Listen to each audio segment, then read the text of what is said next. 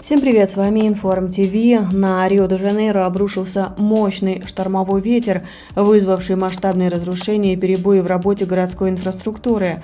По данным экстренных служб, порывы ветра местами превышали 100 километров в час.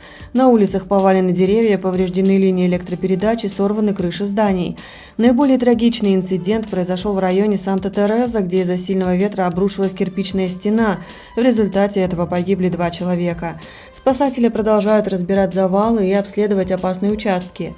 Из-за непогоды временно приостанавливалась работа метро, аэропорта и городского порта. В нескольких районах города произошли перебои с электроснабжением, а движение транспорта оказалось сильно затруднено из-за упавших деревьев. По данным метеорологов, причиной шторма стал мощный холодный фронт, который принес сильнейшие порывы ветра сразу в несколько штатов юго-востока Бразилии.